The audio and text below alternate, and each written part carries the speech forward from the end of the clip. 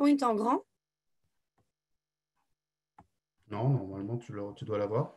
Bon, Euh, c'est pas grave. Donc, réathlétisation, là, en termes, on va dire, habituels, c'est plutôt quand on revient de blessure. Mais ici, quand on parle de réathlétisation, moi, je vais vous parler de reconditionner l'organisme à l'effort spécifique de la discipline. Donc, c'est une grosse définition pour dire préparer l'organisme à reprendre le handball, en fait.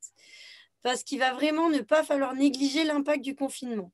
Alors là, je vais vous donner un peu l'idée des conséquences que peut avoir le confinement ou ce confinement partiel qu'on vient de vivre, sachant que vous avez un document qui a été fait par Christophe Guégan là, et qui a été envoyé par la Fédé, qui est très intéressant, où il détaille vraiment tout ce que je vais dire. Donc là, l'idée, c'est juste de vous donner des idées, de vous montrer des exemples de ce qui peut s'être produit. Mais si vous voulez aller dans le détail, dans ce document, c'est vraiment bien décrit. Donc, effectivement, avec le confinement, il peut y avoir des conséquences cardiovasculaires et respiratoires. Qu'est-ce qu'on entend par ça? C'est qu'au bout de 2 semaines, ben, il y a une baisse de la VO2 max. Et la VO2 max, c'est toutes les capacités aérobie, la PMA, donc puissance maximale aérobie, et la VMA, vitesse maximale aérobie. Donc, sans entraînement, on va avoir au bout de 15 jours déjà une baisse de 5% et après, ben, forcément, ça va décroître, sauf si on l'entretient 3 fois par semaine. Donc, c'est quand même assez compliqué aussi de l'entretenir 3 fois par semaine quand on est tout seul.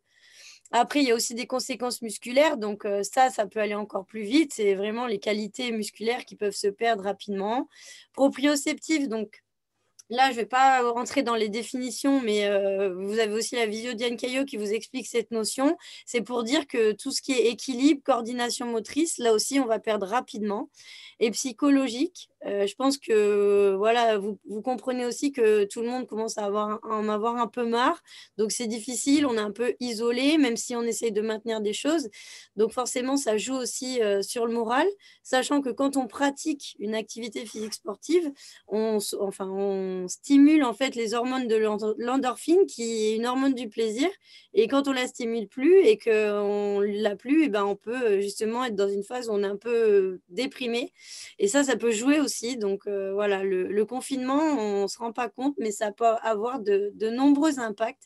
Et c'est pour ça qu'on va parler de réathlétisation pour pouvoir après reprendre ben, dans les meilleures conditions possibles. Donc la diapo d'après, là j'ai repris ce qui est pareil dans le document qui a été envoyé par la Fédé. Donc les deux premières, donc les deux d'en haut, ça c'est ce qu'on peut faire en ce moment. Donc avec les moins de 18 ans, bon, il y a la possibilité du plein air, donc ben, soit limité à 6 ou à plus s'il y a quelqu'un qui encadre. Mais là, normalement, vous pouvez, dans la limite du couvre-feu, encadrer dans la salle et avec ben, voilà, le masque et toutes les conditions que vous connaissez. Pour les plus de 18 ans, ben, on n'est que sur de l'extérieur et toujours avec les conditions qui n'ont pas changé par rapport à la dernière fois. C'est sympa à l'extérieur en ce moment. Hein, oui, en plus, voilà, c'est un peu compliqué. J'ai bien vu, ben, j'ai fait 2, 3 séances dehors, c'est pas non plus le plus simple, mais bon, il y en a qui ont envie quand même, alors on essaye, mais quand il neige, c'est compliqué des fois. Surtout, ça dépend où on est. À Clermont, c'est faisable. Et ensuite, je vous ai juste mis un rappel, j'en avais parlé la dernière fois, mais dans vos groupes, il faut quand même être vigilant s'il y en a qui ont eu le Covid ou la Covid, je ne sais pas, parce qu'il va vraiment falloir être progressif. C'est-à-dire qu'il faudra leur laisser au moins 15 jours et rester sur une intensité, on dit inférieure à 80% de la fréquence cardiaque maximale. Mais en gros, voilà, c'est vraiment être progressif et faire attention parce que ça va être difficile.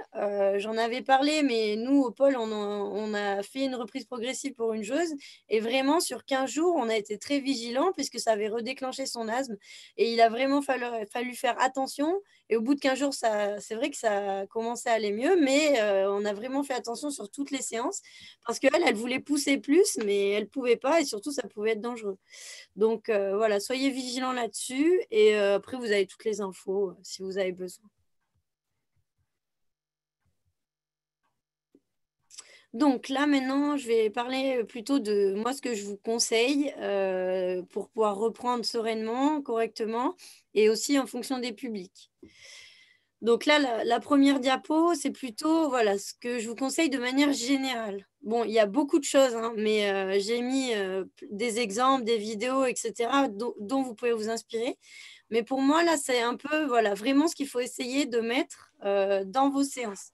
Donc, une reprise cardio progressive. Donc, par exemple, là, j'imagine un public d'adultes qui va revenir je ne sais quand. Si vous reprenez sur une séance de PMA ultra intense, ça n'a aucun sens. Donc là, il va vraiment falloir être progressif et imaginer sur plusieurs séances comment vous allez augmenter. Après, l'idée, ça va être d'intégrer. Donc, j'ai mis pendant au moins un mois de manière systématique, ça veut dire tout le temps. Et après, en fonction des thématiques, vous pouvez faire des piqûres de rappel. Donc, le travail proprioceptif, donc là, c'est vraiment, en gros, travailler les muscles stabilisateurs et essayer de limiter toutes les blessures, donc, notamment au niveau de la cheville, du genou et des épaules. Donc, avec des exercices simples. Et Yann, il en a beaucoup parlé dans sa visio et il a montré beaucoup d'exemples. Il a expliqué plein de choses. Donc, ça, vous pourrez le reprendre si vous avez besoin de plus de détails, mais je vous ai mis aussi d'autres exemples. Du gainage et du renforcement de la ceinture abdominale, des situations motrices et de coordination, puisque ça aussi, ça fait partie des choses qui se sont beaucoup perdues, puisque là, il y a eu beaucoup d'études, notamment sur les enfants, et qui montrent qu'avec le confinement, il y a une vraie désorganisation motrice. Et on voit même souvent, après la reprise là, en septembre, quand il y a eu les grandes vacances, sur des gestes simples moteurs, même les adultes, souvent, ils les appuis se dérobent, etc., ou ils n'arrivent plus à faire des choses simples parce que du coup, on n'a plus retravaillé ça. Donc ça, c'est vraiment important et pour toutes les catégories aussi. Des changements de direction à haute intensité, ça, c'est quelque chose que j'ai abordé aussi dans la visio d'avant avec une petite vidéo de JB Morin qui explique que voilà, pendant le confinement, etc., on a beaucoup bossé l'aérobie puisque c'est le plus simple. Mais en fait, là où il y aura le plus gros risque de blessure, c'est tous les mouvements où on est sur des changements de direction et où on est sur de la haute intensité. Et c'est ce qu'on fait sans arrêt au handball. Donc, il va falloir être capable de remettre ça progressivement, mais d'abord, voilà, sans contact et sans grosses contraintes pour qu'on puisse éviter les grosses blessures là-dessus. Du renforcement donc des ischio-jambiers, c'est le muscle en fait qui est derrière la cuisse et c'est un muscle en fait qui va pas se travailler tout seul, donc enfin pas tout seul, disons qui va être par rapport à la cuisse négligé. Donc, il faut essayer de le renforcer. Et les rotateurs externes de l'épaule, puisque pareil, on l'a abordé, et Yann aussi l'a beaucoup abordé. Le hand, vous voyez, on est beaucoup sur ce mouvement. Et l'idée, ça va être d'ouvrir l'épaule pour ne pas être ici et limiter toutes les blessures à ce niveau-là. Donc ça, j'ai mis plutôt à partir des U13, parce qu'après, sur les plus jeunes, on va être sur des exercices différents, et je vous en parlerai plus en détail après. Et après, la dernière notion que j'ai mise, c'est vraiment la notion de plaisir sous forme de challenge ou de situation ludique adaptée. Donc là, forcément, à un moment donné, je veux dire, comme je vous ai expliqué, ça peut jouer sur le psychologique et sur le mental. Il ne faut pas non plus faire une séance de prépa physique pure et dure sans qu'il y ait d'intérêt ou qu'il y ait de plaisir qui soit dégagé pour les joueurs ou pour les joueuses. Et quand je mets ludique adapté, c'est que des fois, quand on entend ludique, on dit tout et n'importe quoi. Sauf que là, ce n'est pas l'idée, c'est-à-dire de mettre en place une situation qui va être plutôt sympa pour les pratiquants, mais qui sera faite de bonne manière. Voilà, donc ça, c'est vraiment tout ce qu'il faut intégrer dans vos séances. Alors là, ça paraît énorme, mais en fait, vous verrez qu'on peut intégrer ça d'une manière très simple et ça ne prendra pas toute la séance non plus. Mais ça, vraiment, ça va être important de le faire au moins de manière systématique pendant un mois. Alors là, il parlait de 21 jours, mais peu importe, hein, vous pouvez continuer après les 21 jours. Donc, la diapo, là, elle est un peu chargée, mais c'est parce que ça, vous allez tout récupérer et ça permet surtout que vous ayez après de quoi vous aider. Donc, j'ai essayé de séparer un peu par catégorie. Donc, du baby au U11, j'ai mis donc rester sur des choses simples sous forme ludique, mais bien construites. Alors, qu'est-ce que j'entends par ça?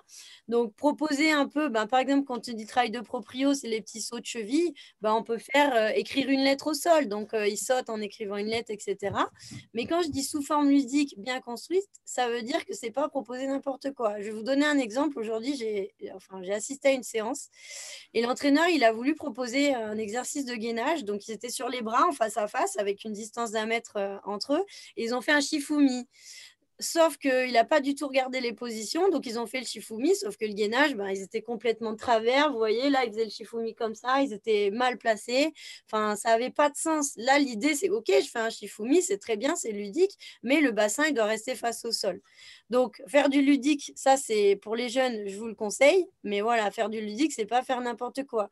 Et donc, vous inquiétez pas, hein, je vous ai mis des exercices en vidéo. Yann, il en a parlé, il a montré beaucoup d'exercices aussi dans sa visio. Donc, ça, vous aurez des billes. Mais en tout cas, voilà, l'idée, c'est pas non plus de leur faire 1 minute de gainage de face. Ça n'aura aucun sens.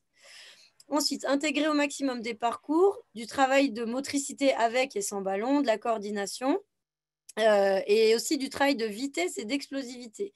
Donc voilà, les parcours, je vous ai expliqué l'intérêt. Chez les jeunes, on en fait souvent, mais ça, il faut le garder. C'est très intéressant. Il faut varier les exercices. Vous pouvez imaginer plein de choses avec des haies, avec des cerceaux ou même sans matériel. On peut faire beaucoup de choses. Et il faut quand même garder voilà, la vitesse et l'explosivité avec des relais et des challenges. Ça marche très bien chez les jeunes. Et vous pouvez faire avec ou sans ballon. Ça peut être enfin, vraiment intéressant. Il y a plein de choses à faire. Et c'est pareil, vous aurez des liens. Il y a beaucoup de possibilités. Puis je pense que même vous, vous connaissez déjà beaucoup de choses. Donc après, quand on passe de U13 à U18, là, j'ai mis vraiment essayer d'utiliser des circuits training pour un travail moins ennuyeux. Donc voilà, un circuit training, c'est des ateliers, d'accord? On enchaîne les ateliers. Et là, vous pouvez intégrer en fait tout ce que j'ai abordé juste avant. Donc même si là, peut-être ça paraissait énorme, en fait, si vous l'intégrez dans un circuit training, bah, vous pouvez tout mettre dedans. Donc c'est plus simple. Et en plus, vous pouvez aussi mettre des situations handball à l'intérieur. Euh, Après, donc c'est là où j'ai commencé à aborder, en fonction du nombre de séances que vous avez, le jour où on reviendra sur de l'opposition, il ne faudra pas mettre directement de l'opposition au premier entraînement. Alors effectivement, s'il n'y en a qu'un seul entraînement par semaine, ça peut être compliqué. Mais l'idée, ça sera au moins d'essayer de mettre du surnombre offensif pour limiter les contacts. Donc là, effectivement, pour l'instant, je vous parle de ça, mais on ne peut pas le faire. Mais en tout cas, vous avez au moins vous avez la notion dans votre tête. Et pour les adultes, donc j'ai mis la même chose, c'est-à-dire être progressif dans la construction des séances. Voilà, même si je pense qu'eux, ils auront envie, etc. Il ne faudra pas reprendre, entre guillemets, sur une intensité à 200%, puisque là, bah, vous pouvez être sûr qu'il y a les trois quarts. Même s'ils sont entretenus, vous ne savez pas où ils en sont. On ne sait pas à quelle intensité ils ont bossé. Donc là, ça serait vraiment dangereux pour toute votre équipe et pour vos joueurs. On peut utiliser l'échauffement pour intégrer voilà, le travail de proprioception et de renforcement. Donc, juste avant, j'ai conseillé les circuits training et là, vous pouvez en faire aussi. Mais dans l'échauffement, ça peut se faire facilement aussi d'intégrer 2, 3 exos comme ça. Sur les adultes, effectivement, les circuits training, ça marche bien aussi. Et même chose, vous pouvez mettre des situations en balle. Et donc là, quand j'ai reparlé sur l'opposition, avant d'aller sur l'opposition forte, voilà, ne pas négliger ce que je disais tout à l'heure, le réapprentissage du travail de changement de direction, puisque c'est là où vous pouvez avoir les plus grosses blessures. Donc avant de reprendre vraiment sur des choses intenses avec contact, il faut vraiment avoir remis ce travail-là de changement de direction avec de la haute intensité, avec de la haute fréquence, voilà. Et là, alors ça ne veut pas dire qu'il y aura 0 blessure, mais ça veut dire qu'en tout cas, vous aurez mis toutes les chances de votre côté pour qu'il n'y en ait pas. Et donc, j'ai remis la même chose. Si on reprend avec contact, après, essayez de démarrer avec du surnombre offensif pour limiter déjà dans un premier temps les contacts. Donc là, c'est un focus général. J'ai mis vraiment toutes les idées que vous pouvez piocher, etc. Mais derrière, là, vous allez voir, je vais vous présenter 2 séances types. Mais je voulais vraiment que vous ayez tout ça à l'écrit. Comme ça, si vous avez besoin, vous pouvez vous en servir. Donc, normalement, après, on passe sur une première séance type. Donc là, celle-ci, je ne l'ai pas inventée. Elle est dans le document que Jérémy, alors normalement, il vous l'a déjà envoyé, mais sinon, de toute façon, il pourra Je vous le le renvoyer. renverrai avec le compte-rendu Voilà, donc vous l'aurez. d'aujourd'hui. Donc, c'est un document vraiment qui est très intéressant, qui a été très bien fait. Donc, quand on nous envoie des outils comme ça, je pense qu'il ne faut pas le négliger.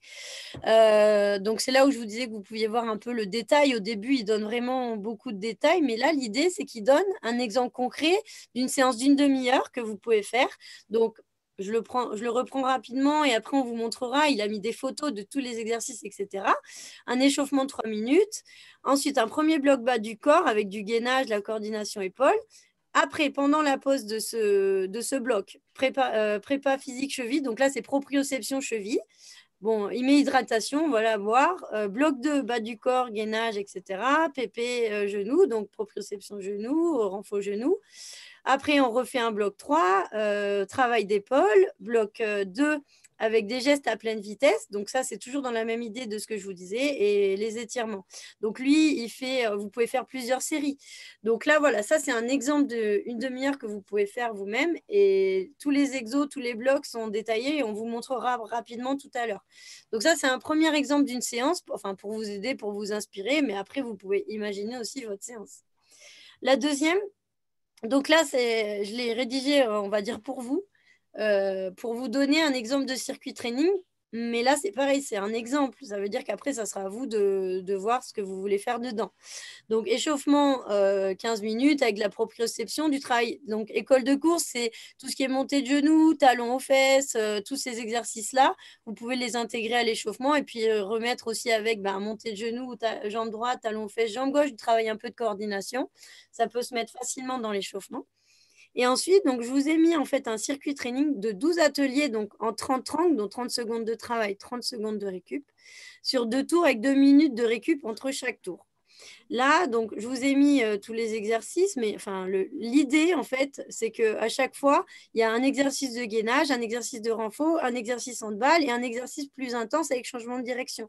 Donc, vous voyez, premier gainage abdos, renforcement ischio, c'est ce que je vous ai expliqué tout à l'heure, une situation de balle individuelle pour faire monter le cardio, donc quelque chose d'intense, un changement de direction sous forme d'un exercice type fente latérale, parce que le changement de direction, on n'est pas obligé de le faire qu'en course. On peut le faire sur un exercice, voilà, comme par exemple les fentes latérales. Ensuite, un exercice d'abdos, gainage, mais plutôt ciblé oblique. Renforcement des rotateurs externes de l'épaule, une situation motrice ou coordination, changement de direction à haute intensité. Donc, vous voyez, sur les 4, là, c'était un peu la même logique à chaque fois. Proprioception cheville ou genou, mobilité hanche. Donc ça, je n'ai pas encore abordé, mais c'est important. Là, on a de plus en plus de jeunes qui sont raides. Donc, on a beaucoup de travail à faire sur la mobilité et notamment au niveau des hanches. Donc, il y a des exercices simples que Yann a aussi à montrer ou on pourra parler tout à l'heure ou sur les vidéos. Une situation de balle individuelle, pareil pour faire monter le cardio. Et après, moi, j'aime bien dans mes circuits, mais ça, c'était juste pour vous donner aussi l'idée. Sur le dernier exercice, vous laissez le choix au pratiquant de reprendre un exercice dans les 11 précédents. Donc voilà, ça lui laisse aussi, lui, la possibilité de faire un exercice qu'il a envie, mais qui est quand même dans ce que vous avez prévu. Et après, vous pouvez regarder aussi ce qu'ils font. Ça peut être intéressant de voir ce que chacun a envie de bosser, sachant que sur le premier ou sur le deuxième tour, ils peuvent changer. Après, si vous faites des exercices unilatérales, c'est-à-dire sur une jambe ou sur un bras, vous pouvez faire sur le premier tour, il fait par exemple bras droit, et sur le deuxième tour, il fait bras gauche. Donc ça peut être sur n'importe quel exercice. Donc ça, en gros, ça vous prendra 30 minutes. Après, vous pouvez faire une situation, donc ça peut très bien être un exercice collectif, donc adapté, soit pour faire travailler les joueurs ou les joueuses, ou soit pour faire travailler le gardien. Donc là, on peut faire des situations sans contact. Et sur un travail plutôt à intensité modérée, là, l'idée, c'est plus voilà, d'être dans de la motricité, de la coordination, du travail d'appui, mais vraiment des situations handball. Et la situation 2, donc là, deux possibilités. Soit, s'il est autorisé donc, de faire du contact, plutôt du surnombre offensif. Ou alors, s'il n'y a toujours pas le contact, un travail tout terrain avec des grandes courses et de l'intensité. Donc là, dans cette séance, en fait, j'ai intégré tout ce que j'ai abordé dans les diapos précédentes et tout ce que je vous conseille de faire. Donc ça ne veut pas dire qu'il faut reproduire exactement cette séance. C'est simplement qu'en plus, à la dernière visio, quand j'avais eu des retours, on m'avait demandé des séances types. Donc j'ai essayé de vous en mettre deux, comme ça vous donne aussi des idées pour pouvoir construire vos séances et surtout avoir un petit peu des outils pour vous aider. Donc, là, la diapo d'après, je vous ai mis carrément, comme la dernière fois, des liens avec des vidéos, etc., dont vous pouvez vous inspirer. Alors, pour la proprioception, donc, il y en a peut-être qui ont assisté à la dernière visio qu'avait organisée Jérémy, c'était Yann Caillot, qui est le kiné, en fait, notamment au pôle espoir masculin. Et il a montré donc beaucoup d'exercices de proprio. Il a montré aussi des exercices de gainage abdos et il a tout expliqué. Donc, ça, je pense, Jérémy, tu peux leur remettre le lien après. Donc, ça, vous pourrez le récupérer dans le mail que Jérémy vous enverra. Et sinon, là, il va vous montrer donc, le document dont je vous parle depuis le début, donc de préparation physique préventive, qui a été fait par Christophe Guégan. et qui a vraiment, je pense, de l'intérêt à être vu, puisqu'en plus, il a mis des photos, des exemples. Donc, je crois bien que là, il va sortir un bouquin, mais bon, après, le bouquin, c'est à voir, mais vous voyez, sur la séance type, elle est juste au-dessus.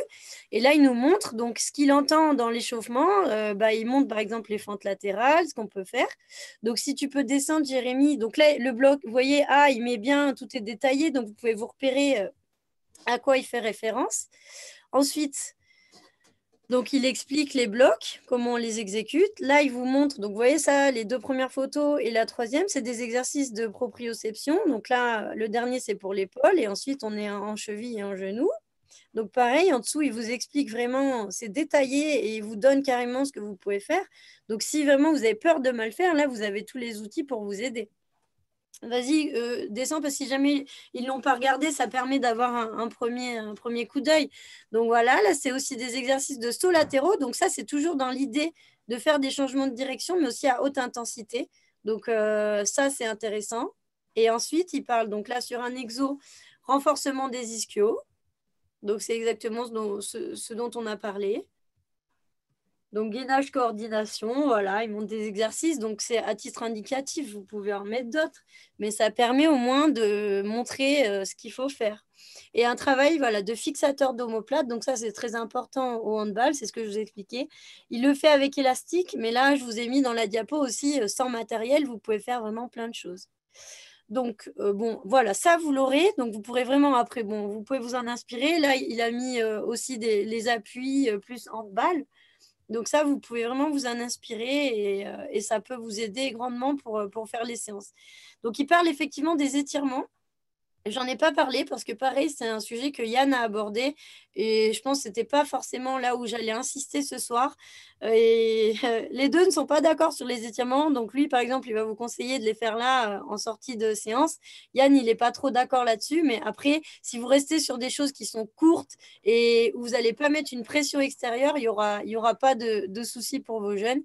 Et vous pouvez aussi faire des automassages, ça posera aucun problème. Donc ça, c'était vraiment pour vous montrer la première partie. Donc vous avez des exercices de proprioception et après dans le document PPP, vous avez plein d'exos. Après, je vous ai mis un autre lien. Alors, j'attends juste que ça revienne parce que moi pour l'instant je ne vois pas. Donc pour le renforcement des ischio-jambiers. Donc je sais, ça commence à être un peu long, mais vous inquiétez pas, j'ai bientôt fini. Donc là, on voit ou pas, Jérémy? Ah, J'arrive. donc là, en fait, c'est une kiné, donc Clémence Bien-Aimée, qui fait des vidéos et elle les a fait un peu en accéléré. Alors, c'est pas celle-là, là, c'est les abdos. Oui. Mais en gros, ça vous montre beaucoup d'exercices et vous avez juste à piocher dedans, hein. Vous prendrez Mais il y en a avec matériel ou sans matériel. Donc après, peu importe, hein. Là, ils sont vraiment intéressants, les exos. Vous pouvez prendre ce que vous voulez. On va pas tous les montrer, hein, là, c'est juste pour vous montrer l'idée de la vidéo. Voilà, elle vous montre plein d'exercices. Bon, là, elle a un ballon. Après, elle fait des fois avec des haltères, avec élastique, mais elle fait aussi sans matériel, juste l'exercice qu'on a vu précédemment, où on fait les montées bancs, où on soulève son bassin. Donc, dans cette vidéo, comme souvent, le travail des ischio-jambiers, c'est ce qu'on maîtrise le moins. Là, vous avez vraiment plein d'exemples et vous pouvez vous servir vraiment pour varier. Donc, vous voyez, là, elle fait juste lever de bassin. Donc, ça, c'est des exos que vous pouvez faire facilement, que vous faites peut-être déjà d'ailleurs. Voilà. Donc, là, tu peux passer peut-être sur gainage, ouais. Donc là, je vous ai mis une autre vidéo d'elle. Par contre, il y a un exercice que je vais vous dire de ne pas faire comme elle le fait, puisque je vais vous expliquer pourquoi. Tous les autres, pour moi, ça ne pose pas de souci. Mais voilà, donc là, si vous voyez bien l'exercice, elle a un ballon, d'accord? Mais en fait, vous voyez, elle est en fermeture, c'est-à-dire qu'elle ferme les épaules vers le bassin. Et ça, c'est quelque chose qu'on évite de faire, parce que vraiment, on va venir écraser ici au niveau des abdos, et c'est pas du tout ce qu'on veut faire. Donc moi, cet exercice, vous pouvez le faire, sauf qu'au lieu de faire comme elle et d'amener le ballon vers les genoux, vous le faites monter vers le plafond. D'accord? Là, il n'y aura pas de souci. En fait, les épaules ne vont pas se rapprocher de la ligne du bassin. Elles vont monter vers le haut. Elles vont aller vers le plafond. On va juste décoller un peu les épaules et après, on redescend. Donc voilà, l'idée, c'est de ne pas comprimer cette zone des abdos puisque ce n'est pas comme ça qu'on veut les faire bosser. Donc là, bon, après, ça, c'est un exercice qui peut être plus sympa à faire aussi, forcément, vu qu'il y a le ballon. Mais disons que c'est le seul dans tout ce qu'il y a que je vous demanderai à modifier. Après, vous verrez bien comment vous voulez faire. Mais il y a plein d'autres exos dans la vidéo qui peuvent vous aider. Et ensuite, je vous ai mis pareil, donc une vidéo pour les épaules. Donc là, bah, vous voyez, tu peux faire défiler Jérémy vite fait. Elle montre plein d'exercices avec élastique ou sans élastique. Bon, beaucoup avec élastique parce que c'est vrai que ça se fait beaucoup dans le hand. Et je pense que tout le monde a à peu près un élastique, mais je vous ai mis quand même une variante sans élastique au cas où. Et là, pareil, vous pouvez piocher et après ben, varier comme vous voulez ou augmenter la difficulté en fonction du public aussi que vous avez. Donc là, après, tu pourras revenir sur la diapo. Voilà, l'idée, c'était juste que vous voyez un petit peu à quoi ça ressemblait. Là, elle a un élastique, mais c'est des choses qui peuvent se faire tout simplement aussi juste contre le mur et écarter, etc., monter. Hein. Vous pouvez le faire sans élastique. Et là, donc, je vais vous montrer juste un exercice basique pour ce travail-là qu'on parle souvent, les rotateurs externes. Donc, je ne sais pas si vous voyez bien la petite photo. Il y a une personne là qui fait 4 mouvements. Et en haut, c'est marqué YTWL. Et en fait, ça, c'est un bon repère. En fait, c'est les positions, vous voyez, qu'elle forme en fait avec ses bras. Et ça va être vraiment intéressant. Sans matériel, vous pouvez vraiment bosser à ce niveau-là. Donc, vraiment le travail des fixateurs d'omoplate. Les consignes à respecter, je vous les ai mis à côté. Par exemple, si on prend le Y, donc le dos droit, vous avez les genoux fléchis. Vous allez garder les épaules basses et en amenant vos bras vers l'arrière, vous allez faire un Y et vous allez donc fixer les omoplates. C'est comme si vous vouliez les écraser. Donc là, en formant un Y, en formant un T, en faisant le W avec les coudes fléchis et sinon le L.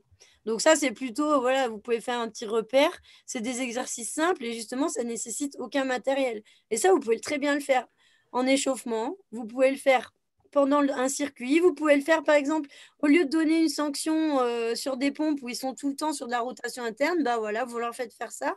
Et je vous garantis que s'ils le font 30 secondes en le faisant correctement, ça va les chauffer. Hein. Donc ça, vous pouvez piocher là-dedans, il n'y a pas de souci. Hein. Voilà. Donc là, c'est vraiment ben, votre bibliothèque, vous en servez comme vous voulez. Puis vous regardez, en fait, bon, maintenant on est un peu malin sur Internet, on a une vidéo, on a la référence de la personne, il y a d'autres thématiques, ben, vous pouvez regarder. Alors, si vous prenez Clémence Bien-Aimée, elle fait vraiment des choses bien, donc vous n'avez pas trop de risques qu'il y ait de problème sur ce que vous regardez. Donc voilà, en gros, je vous ai mis à peu près, je pense vraiment de quoi nourrir toutes vos séances, sachant que vous avez aussi l'autre visio de Yann qui explique aussi en détail. Et puis vous connaissez beaucoup de choses, donc là, je pense que dessus, vous n'avez aucun souci. Puis de toute façon, maintenant, on va rentrer dans la partie échange. Là, j'ai fini mon grand monologue.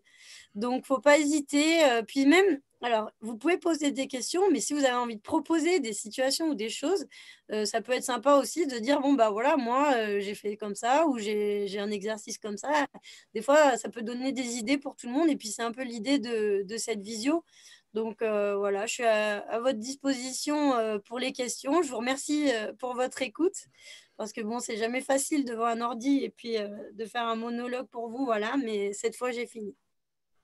Merci Cécile. Par rapport à tout ce qu'elle a dit, et je ne sais pas si tout le monde avait déjà suivi tous les autres visios, mais vous inquiétez pas dans ce que je vous enverrai demain de l'enregistrement de cette visio pour vous garder une trace des documents que je vais vous envoyer. Je vous mettrai aussi les liens de toutes les visios qu'on a organisées depuis le début du confinement pour que ça vous fasse une espèce de grande bibliothèque. N'hésitez pas aussi à les partager avec d'autres personnes, avec d'autres entraîneurs de vos clubs. Hein. Il n'y a pas de restriction au partage de ce type de documents. L'objectif, c'est que la reprise, si elle peut se faire dans les meilleures conditions, puisse se faire dans les meilleures conditions et qu'il y ait le moins possible de blessures ou de choses comme ça au sein de vos collectifs. Et donc voilà, si vous avez des questions, vous levez la main et je vous ouvre votre micro. N'hésitez pas par rapport à tout ce qu'a dit Cécile, par rapport aux interrogations que vous avez là, dans la reprise de l'activité avec vos collectifs. N'hésitez pas, c'est le moment.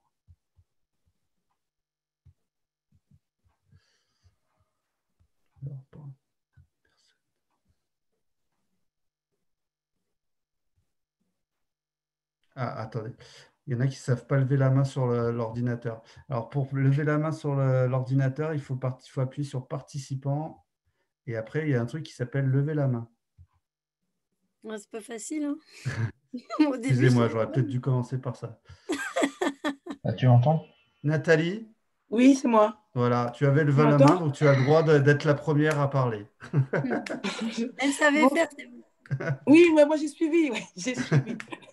J'ai pas de. Déjà, meilleurs vœux à tous, hein, on n'a pas eu l'occasion de le souhaiter. Merci en tout cas pour ces vidéos, Jérémy et Cécile, parce que donc très intéressant, j'ai appris beaucoup de choses. Donc je tenais à vous remercier personnellement.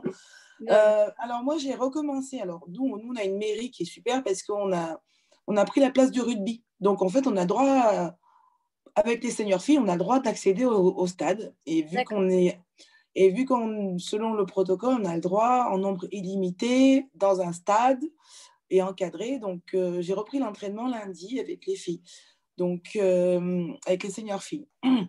Ma question était, parce que nous, on n'a pas vraiment de date à part le 20 janvier, ma question précise, qu'est-ce que je peux faire à l'extérieur euh, Parce que bon, les faire, donc première séance, elles ont couru pendant 30-35 minutes. Donc, ça a été difficile pour beaucoup, mais très, à allure très modérée. Hein, Oui, Et oui. là, j'aimerais savoir comment. Voilà, maintenant, j'ai fait ma première séance où j'ai vu un petit peu. On a fait des choses très simples. On a fait du renforcement musculaire, du gainage, de la course modérée pendant longtemps, en fait.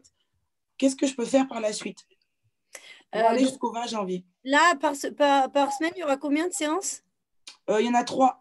D'accord.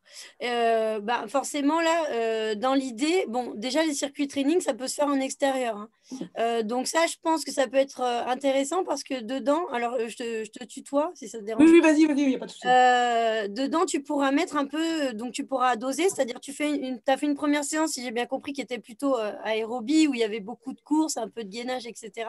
Là, tu Ça, vas pouvoir rajouter des choses différentes. Tu vois, sur ton d'accord. circuit training, tu peux mettre des petits parcours, tu peux mettre des choses différentes que du travail aérobie, et tu peux mettre des choses un petit peu plus intenses, mais sur des efforts courts. Là, donc je pense que si tu as fait une première séance aérobie, tu peux faire deuxième séance où tu fais un gros circuit et après tu peux faire une sorte de petit jeu, tu vois, avec un challenge ou un truc comme ça à faire. Bah, je sais pas, chacune, tu prends un ballon, il faut ramener le plus vite possible le ballon derrière une zone, tu vois, et tu les fais compter par exemple. Sachant que si elles ont chacune leur ballon, il n'y a pas de contact, hein, tu vois, elles peuvent amener Non, le ballon, etc. Donc ça, tu peux faire une deuxième séance là-dessus. Après, tu vois comment elles sont au bout de deux séances, parce que là, c'est difficile à dire vu que ben, tu sais pas trop ce qu'elles ont fait avant. Et sur la troisième, bah, tu peux faire un peu ajuster par rapport à ce que tu as vu. Si tu vois qu'il y a besoin un peu plus d'aérobie, bah, tu refais un peu une séance comme ça, mais peut-être plutôt sur des blocs, tu vois, un peu intermittents. mm, Si tu as fait une séance un peu longue où tu as fait 30 minutes, tu fais une deuxième séance un peu plus musculaire et relais vitesse, etc., comme je viens de te dire. Et la dernière séance, en fonction de l'état où tu les trouves, ben, moi, je te dirais de faire un peu d'intermittent, mais c'est pas forcément que de la PM1, tu vois, c'est pas que de la course. Tu peux ouais, faire un bloc où tu leur fais enchaîner des exos intenses, bah, par exemple 10 squats, pendant 30, enfin, des squats pendant 30 secondes, tu vois, des choses comme ça. Et après, ben, chaque semaine, après, tu peux rester un peu sur ce schéma-là jusqu'au 20, mais tu oui, peux faire varier après en fonction de comment tu vois enfin, comment elles répondent à chaque séance. d'accord. Et après, je pense que malgré tout, tu peux imaginer aussi des moments, des séances plus détentes où tu fais des petits jeux de relais, tu vois, des jeux de vitesse, comme on fait un peu avec les jeunes, pas des Olympiades, tu vois, je vais pas aller jusque-là. Mais tu peux faire un peu une séance comme ça au milieu pour couper un petit peu. Donc, tu fais 15 jours progressifs.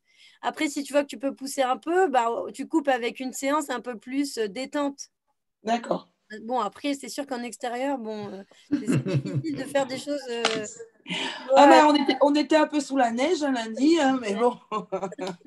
Non, mais bon, elles ont apprécié. Ça leur a fait du bien, comme tu parlais de l'aspect psychologique. Et je Oui, pense que rien que le fait de se retrouver, de retrouver l'équipe, même à l'extérieur, et même de souffrir, parce que voilà, il y en a qui ont quand même souffert parce qu'elles n'ont rien fait, ouais. il faut le dire, malgré les visios, malgré voilà, les Non, programmes. c'est sûr, oui, oui, bien sûr. Voilà. Et ben, elles ont joué, donc elles étaient quand même bien contentes. L'aspect psychologique a été très important sur cette première séance. Le Oui, fait de oui, pouvoir se revoir, voilà. Et non pas à travers un écran, donc c'était pas mal. Voilà. En tout cas, merci pour ta réponse. bah de Merci rien. Nathalie. Est-ce qu'il y a d'autres personnes qui veulent le micro?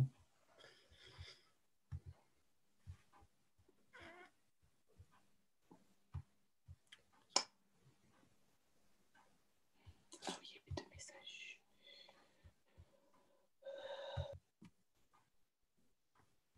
Non, il n'y a pas de questions? C'est tard, les gens, ils en ont Ça marre. y est, ils veulent tous aller regarder La Lego dernière Masters. fois, on avait discuté pendant une demi-heure, mais c'était plus tôt. Si vous avez peur de vous poser la question à l'oral, vous pouvez aussi la poser par le chat, hein. Il n'y a pas de souci. Je fais remonter les questions aussi par le chat, hein, si vous êtes plus à l'aise. Faut pas hésiter, donc il n'y a pas de questions bêtes non plus, mais Jean-Luc. j'ai essayé de faire quelque chose de pratique, donc je pense que vous avez déjà à peu près pas mal de réponses, mais il faut vraiment pas hésiter. Jean-Luc, on Oui. t'entend normalement. Là, c'est bon? On m'entend? Oui, nous t'entendons. Oui, donc dans ce que j'ai compris, donc on peut tout de suite commencer à mélanger un travail aérobie avec du travail de vitesse, en fait. Il n'y a pas de risque par rapport à ça et on peut faire mélanger des blocs de vitesse, enfin, voilà, avec du travail foncier un peu plus.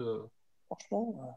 Alors là, oui, enfin, je vais modérer ma réponse, c'est-à-dire quand on fait du travail aérobie, on peut très bien faire du travail à haute intensité, mais là, l'idée, c'est pas de faire un footing et derrière de faire de la vitesse.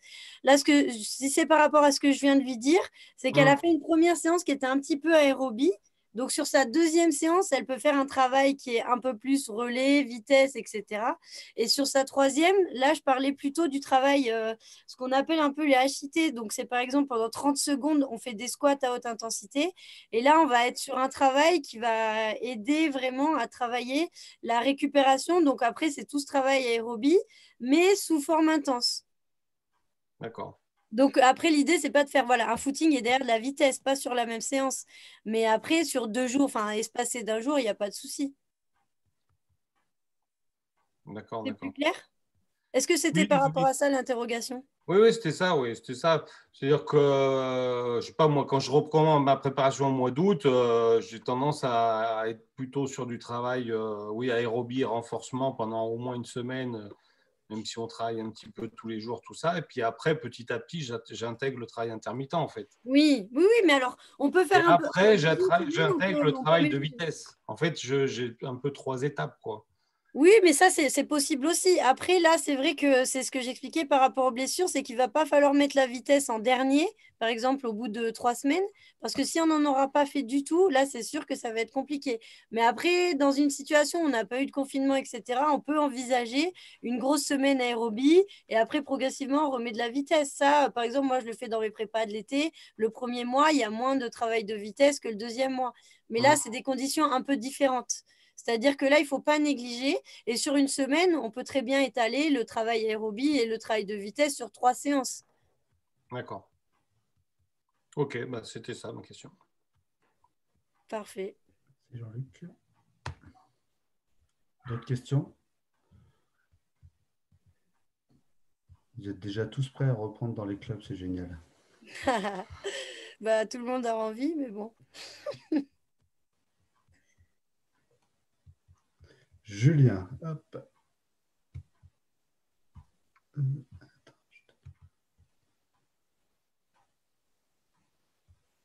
Ah, je l'entends pas, moi. Attends, oui, j'arrive pas à lui donner la main. Julien? C'est bon? Oui. Ah oui. C'est bon? Oui, c'est Oui, bon, donc Julien, on t'entend. Julien de Villette-Danton. On est pas mal sollicité par le comité du Rhône pour développer tout ce qui est hand à 4, donc du hand sans contact. Ça peut répondre à pas mal de pratiques que vous résumez, du changement de direction. Qu'est-ce que vous en pensez? Oui, bah, effectivement, en fait, ça, c'est ce que j'appelle du jeu réduit. Donc oui, ça, c'est intéressant, hein. Forcément, là, c'est des choses qu'on peut faire facilement. Donc, j'ai pas forcément parlé de ça, mais oui, oui, c'est intéressant. Ça peut être une possibilité, hein. Après, Julien, je vais prendre ma casquette de responsable du handicap sur le territoire roi. La problématique, c'est moi, effectivement, je pensais qu'on pouvait beaucoup aller sur le handicap en cette période parce que la philosophie du handicap était effectivement une pratique sans contact, valorisant plutôt le jeu spectaculaire, etc. Donc, c'était plutôt une philosophie qui pouvait être intéressante. Après, je me suis fait un peu retoquer il y a une journée en me disant que le dernier décret qui est sorti au mois de décembre, là, du 19 décembre, favorisait les pratiques avec une distanciation de 2 mètres entre les pratiquants. 2 mètres entre chaque pratiquant, même du handball à 4, ça va être compliqué de mettre en place. Donc, je pense qu'il va falloir qu'on attende d'avoir un peu plus d'informations sur ce type de possibilités, parce qu'a priori, il y a des portes ouvertes, effectivement, dans le guide de la fédération qui a été sorti au mois de décembre. Je pense qu'ils ont simplifié un petit peu ce truc-là en disant le handball sans contact, sans donner vraiment d'informations sur cette notion de distanciation entre les pratiquants. Voilà. Je réserverai un peu alors que j'ai été très positif sur le développement de cette pratique, je réserverai un peu plus ma réponse en ce moment. Je m'engagerai pas trop. Sur le hand à 4. Oui, Jean-Luc, vas-y. Sur le hand à 4, c'est des séquences de combien? C'est toi qui le construis. Comme c'est pas structuré, c'est une pratique qui est un outil de développement et que tu peux adapter comme tu le souhaites. Le seul truc, enfin, la philosophie du hand à 4, c'est de pouvoir avoir moins de joueurs sur un terrain pour favoriser le moins possible de relations d'opposition et de confrontation directe. Donc, un peu dans ce que l'esprit de disait Cécile, de limiter, là soit sur du jeu en supériorité numérique. Là, c'est un peu les mêmes esprits, c'est-à-dire qu'on limite le nombre de joueurs sur le terrain pour qu'il y ait… Tu as une intensité qui est très forte. Ouais. Oui, en plus, il y a une intensité qui est intéressante sur le hand à 4. L'intérêt, c'est qu'aussi, vous pouvez faire pratiquer beaucoup de monde en même temps sur un terrain, puisque dans un terrain de handball, on peut mettre au moins 2, voire 3 terrains de hand à 4, si on découpe en largeur les terrains, par exemple. Donc, voilà, il y a des choses qui sont assez intéressantes par rapport à ça. Et justement, sur du hand à 4, mais sur tout terrain. Là, c'est extrêmement… Au niveau de l'effort, c'est très intensif. Oui, tout à fait. Et à ce moment-là, que tu recommandes quoi comme temps de travail? Cécile, là, tu peux peut-être répondre par rapport à le temps de pratique sur un truc vraiment intensif sur grand espace. Sur grand espace, 4 contre 4, avec relance immédiate. Et après, ils enchaînent tout le temps? Ils n'ont jamais de temps d'arrêt? Oui, par exemple, 4 contre 4, plus un gardien, mais avec une relance immédiate, but ou pas but, et relance du gardien. Moi, après, si vous voulez timer, si on peut timer, vous pouvez faire ça sur 30 secondes. Et vous pouvez imaginer ça en 30 secondes, après avec des récup de 30 secondes aussi, c'est possible. Pendant 6 minutes, par exemple. Ah oui, d'accord. Après, vous pouvez faire un peu plus long, ça dépend, mais là, il faudra voir comment ils sont. Mais vous pouvez ça, si on peut le faire en temps, vous pouvez faire des petites séquences. Après, ça peut aller de 6 à 8 minutes. Moi, je travaillais avec entre 1 minute et 1 minute 30, avec un temps de repos équivalent au temps de travail. Et ça, à peu près sur 12 minutes. Après 1 minute 30 ou en étant intense, c'était long, non? C'était dur? Enfin, ils y arrivaient? Oui, ils y arrivent. Mais là, on est sur un travail extrêmement intensif, quoi. Pas faire ça la première séance, hein, Jean-Luc. Non, mais pas sur les premières. Non, pas sur les premières. Mais quand on va arriver au niveau de la période après cette entrée en matière, disons le 20 janvier, ensuite, on nous a indiqué qu'on reprenait les compétitions vers le 6. Alors, certainement, ça sera repoussé quand même. Oui. Et plus on va se rapprocher de la date de reprise des compétitions, plus il faudra rentrer dans le vif du sujet. Oui, après vous pourrez changer les temps. Là, je vous donnais un titre indicatif. Mais après, vous pouvez rentrer, si c'est des choses que vous avez déjà faites et qui fonctionnaient sur les temps, 1 minute, vous pouvez faire 1 minute. Après 1 minute 30, ça me paraît assez long, mais ça dépend comment ils travaillent. C'est-à-dire que si les 4 sont intenses pendant 1 minute 30, ça me paraît compliqué. Mais je pense qu'effectivement, ils ne font pas tous le même effort. Donc, mais de toute façon, oui, ils se auto-régulent, hein, parce que si le corps n'arrive plus à suivre, donc à un moment donné, si un gars a marqué un but, il va avoir au moins tendance à revenir, même si on fait de l'homme à homme. Voilà, mais, donc oui, après, là, c'est vrai que c'est difficile de jauger l'intensité qu'ils font, mais je pense qu'il ne faut pas démarrer directement. Non, pas démarrer, mais commencer à rentrer au moins 1 semaine avant, c'est ça? Ah, pardon, à reprendre ce type de travail au moins 1 semaine avant la reprise de la compétition. Oui, ça c'est bien. Ouais. Si vous avez pu bosser déjà pendant 3 semaines, oui, ça après sur la dernière semaine, c'est intéressant. Ensuite, sur la période actuelle, avoir 3 séances dans la semaine, plus par exemple le week-end où on peut travailler, puisqu'on est toujours en extérieur, le samedi et le dimanche. Parce qu'il y a aussi il n'y a pas que le confinement, il y a le couvre-feu. Oui. il nous empêche aussi de travailler au-delà de 20 heures, parce que tout le monde ne vient pas du même endroit, il faut aussi rentrer chez soi. Donc c'est un peu compliqué. Si on a 5 séances, c'est-à-dire les 3 séances lundi, mercredi, vendredi, plus le samedi matin et le dimanche matin, qu'est-ce qu'on peut proposer comme travail sur le week-end? Bah là, ils sont motivés pour faire déjà 5 séances. Non, c'est l'entraîneur qui est motivé, donc il faut faire passer le message, c'est tout. Après, donc, déjà dans l'idée, voilà, dans la semaine, effectivement, on varie un peu comme on avait vu avec Nathalie. Donc, une séance un peu plus aérobie, une séance un peu plus vitesse et une séance peut-être un peu plus intermittente. Donc, ça peut être fait dans la semaine. Après, moi, je pense que le week-end, il faut voir si vous pouvez être sur un travail, peut-être une séquence. Vous êtes plus sur des situations motrices qu'on peut faire à l'extérieur, avec un ballon, des séquences un peu comme ça, peut-être le samedi matin. Et le dimanche, en fonction de ce qu'ils ont donné le samedi, parce qu'après, vous reprenez le lundi, c'est ça? Vous faites samedi, dimanche, lundi? Donc, après, le dimanche, moi, je mettrais… apéro?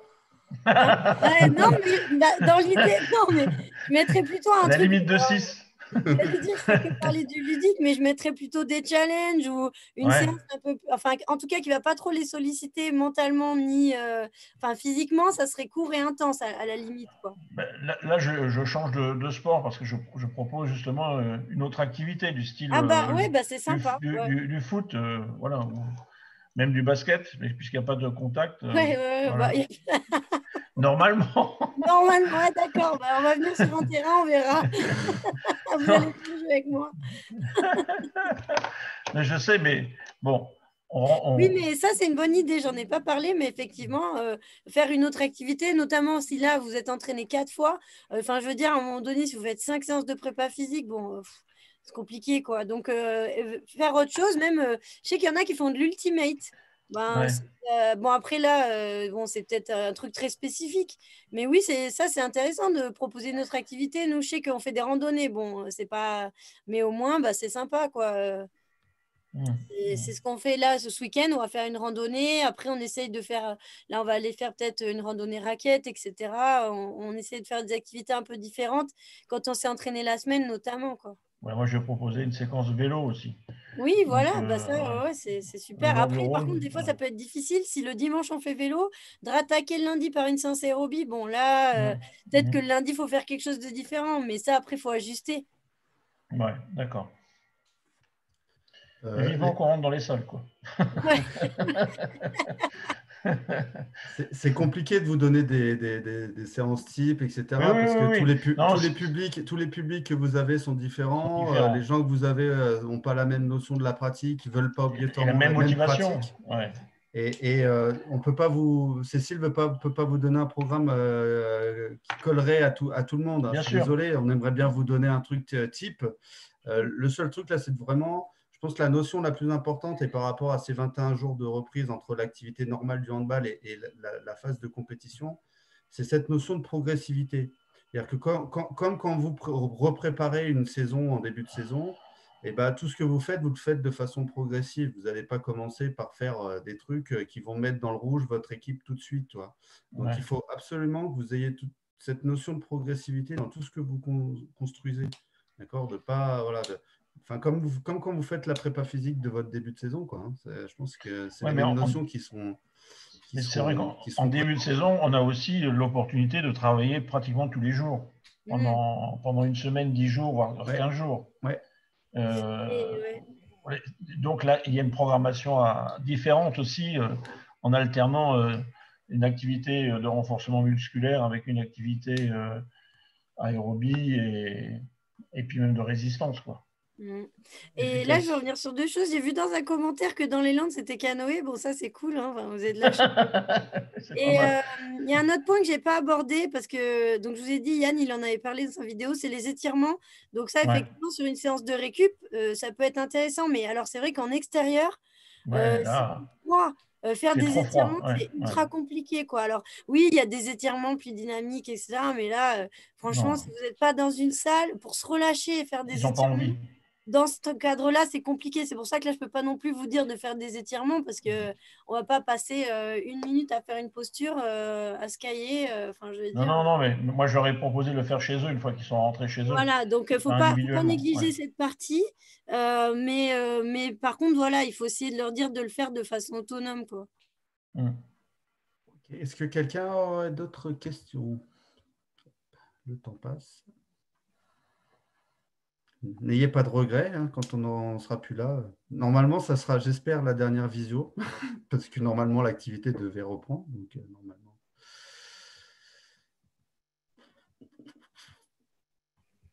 Je ne vois rien. Attends, hop, est-ce qu'il y a des choses? Oui, là, je vois qu'il y a quelqu'un qui aborde la notion de motivation. J'en avais parlé là sur une autre visio, et c'est vrai que c'est très compliqué de garder la motivation de tout le monde parce qu'on ne sait pas trop où on va.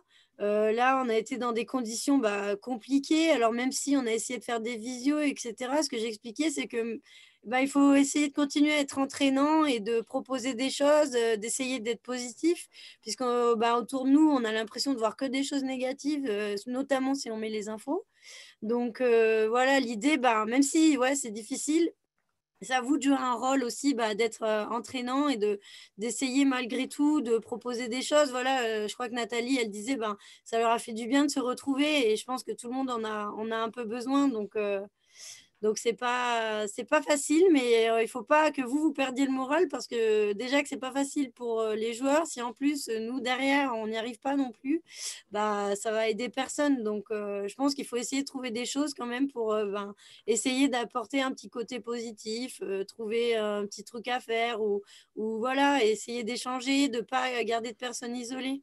Donc voilà, il faut vraiment essayer de relancer un peu la machine. Alors même si on ne peut pas tout faire, on peut quand même faire des choses.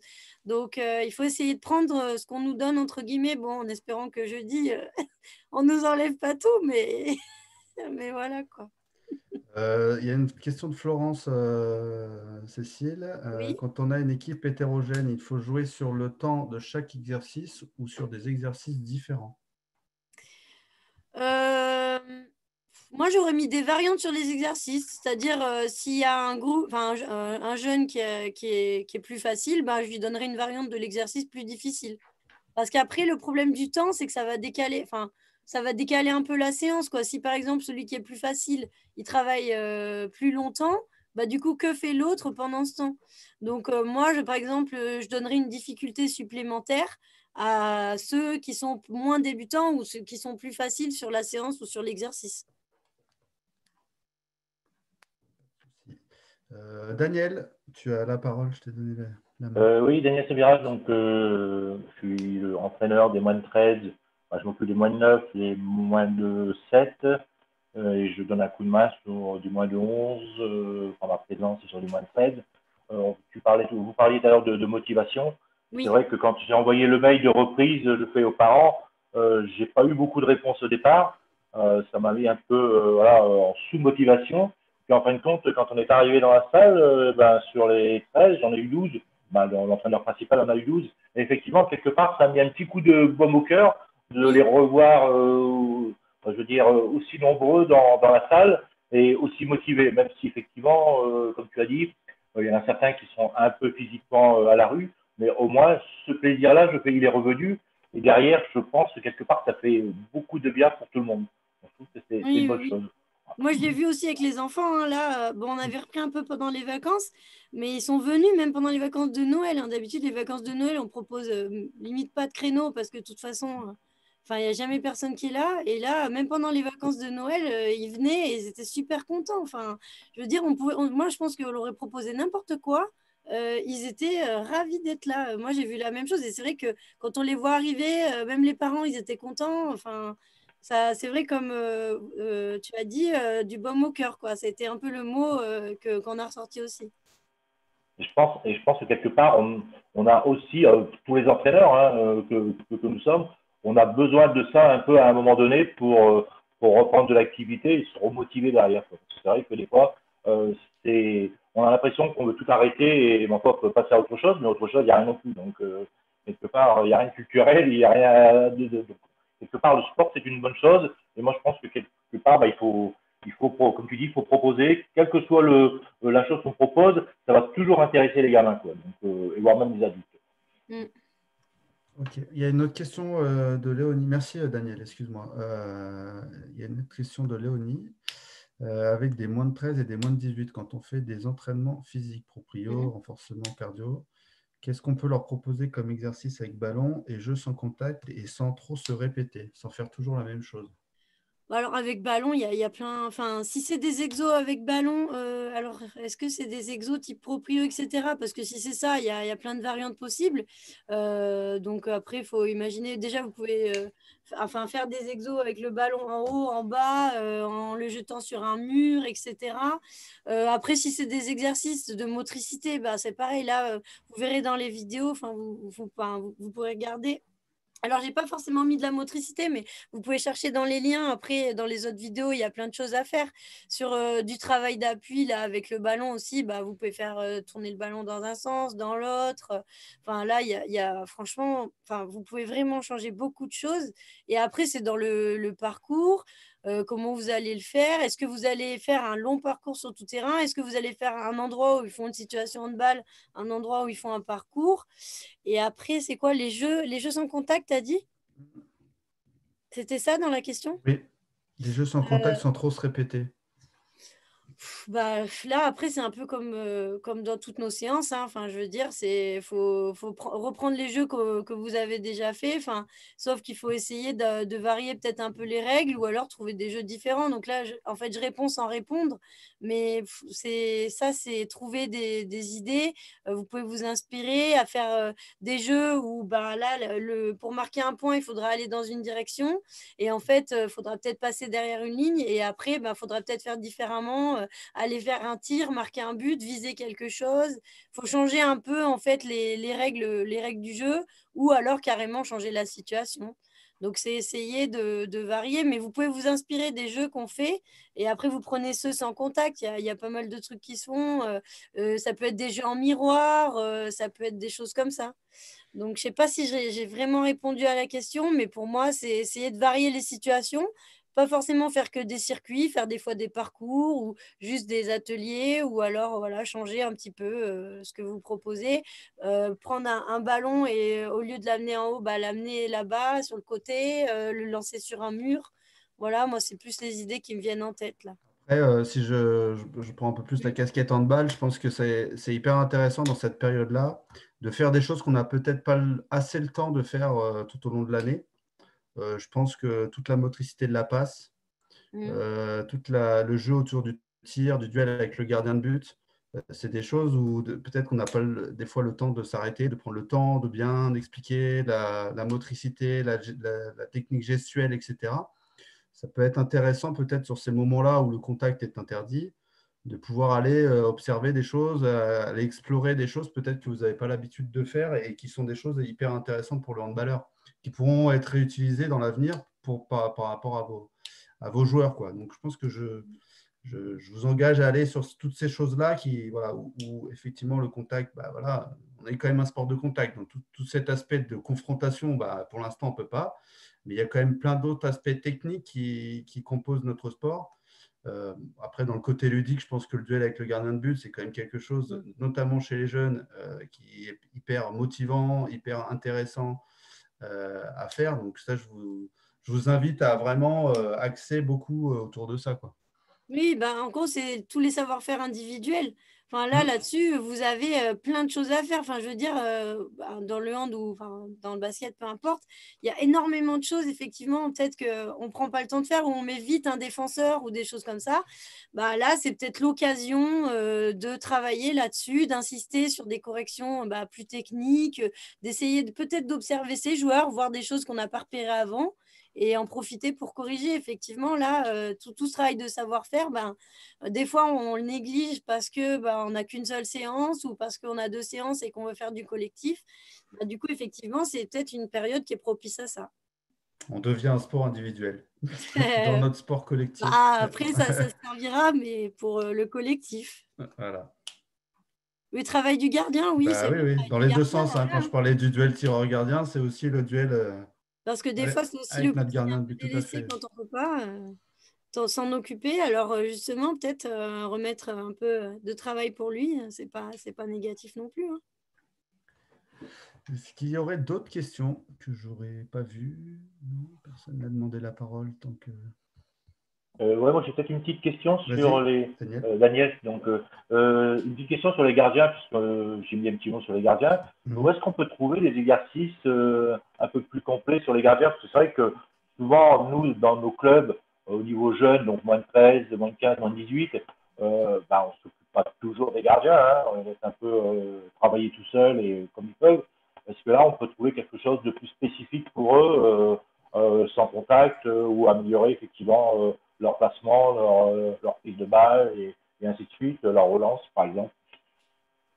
Moi, je vais vous donner le numéro de Cédric Batilla. Non. Oh. Daniel, ce que je te propose, alors je suis désolé, c'est peut-être pas la thématique, donc je ne vais pas non plus déborder sur des choses qui. Tu me donneras ton mail et je t'enverrai des documents sur les gardiens de but. Ok, d'accord, parfait. Tu me l'envoies, tu me le mets dans la conversation, tu me mets ton. En privé, par contre, pour éviter que tout le monde te dérange. Bon, j'ai rien à cacher là-dessus. Il n'y a pas de souci, je peux t'envoyer des choses. Merci. Est-ce qu'il y a d'autres questions?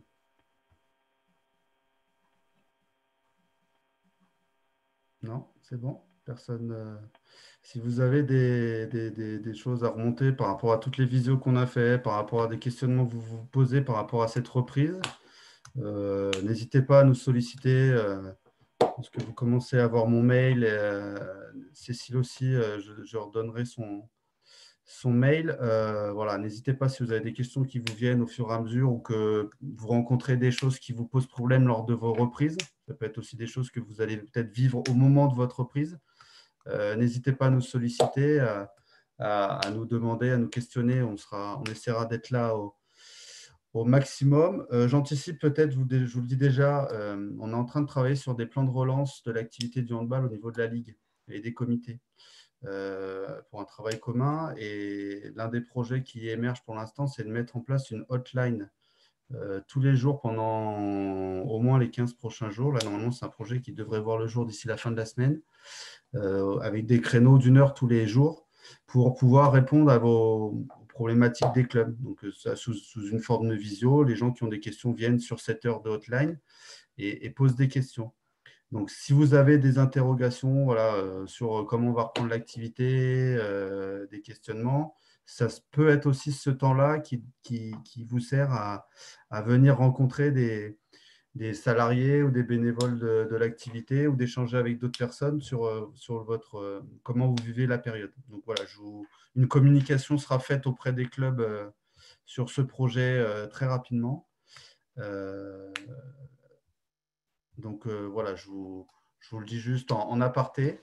On ne vous abandonne pas ce soir, même si je pense que ce côté visio regroupé va peut-être pas être mis en place tout de suite.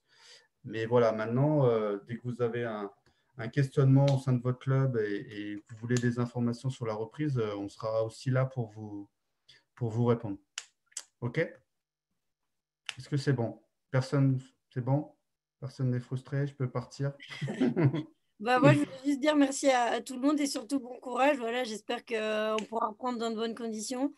Et que voilà, ces petites visios vous auront permis malgré tout aussi de vous tenir un peu